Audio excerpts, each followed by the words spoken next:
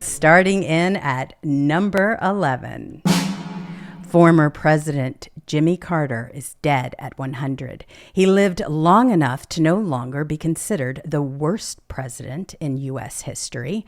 Joe Biden now owns that title. And we do have Jimmy Carter to thank for making the election of President Ronald Reagan a slam dunk. Coming in at number 10, President Trump endorses Mike Johnson for House Speaker. Is Johnson better than McCarthy? Probably yes. Do we trust him? Definitely not.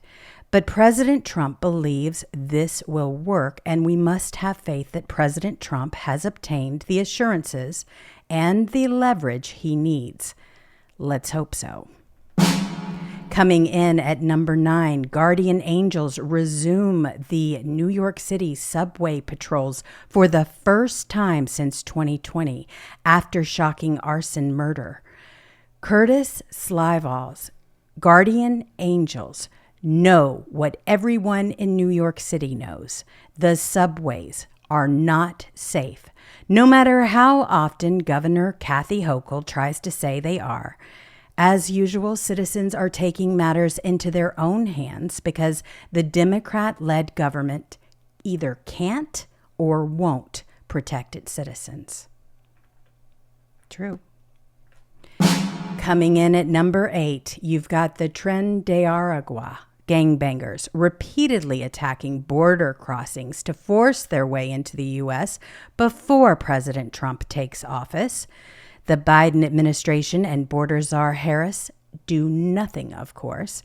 The primary responsibility of any government is the safety of its citizens.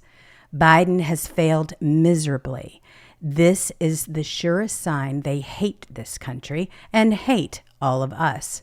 Good riddance. Coming in at number 7, at least 15 dead after a driver plows into New Year's.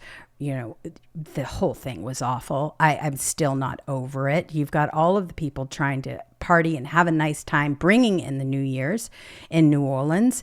And it happened right there on Bourbon Street.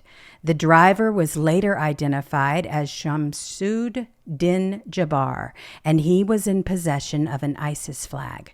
An FBI DEI hire agent initially said that this was not a terrorist attack.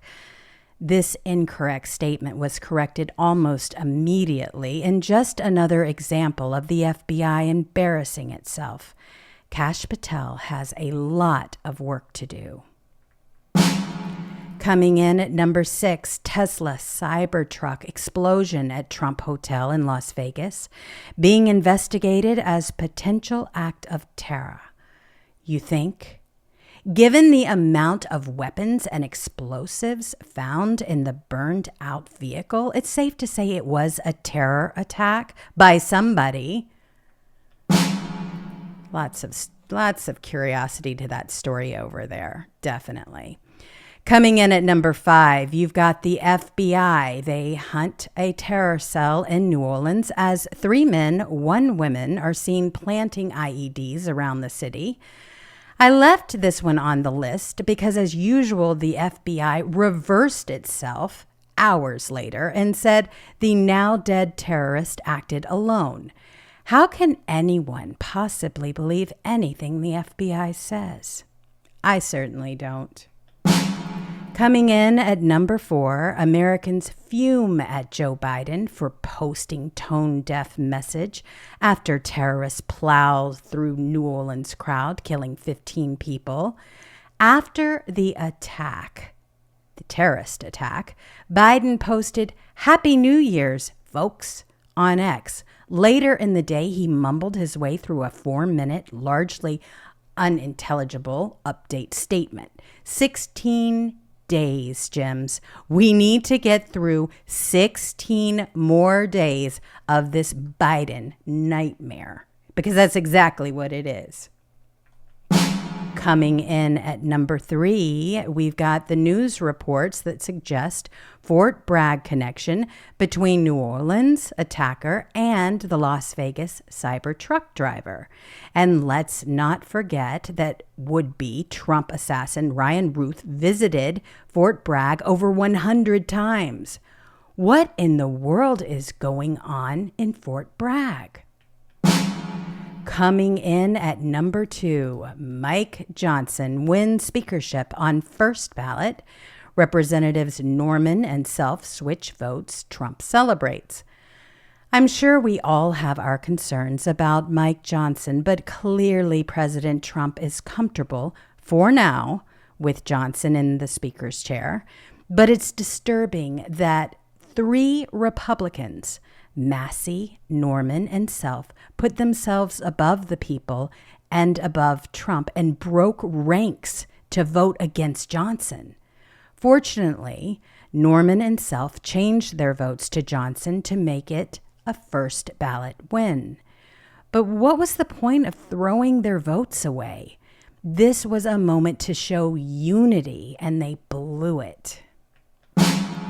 Tragically, our number 1 biggest story for this week, you have, of course, Biden, who downplays ISIS threat to the U.S., repeatedly says white supremacy, the most lethal danger.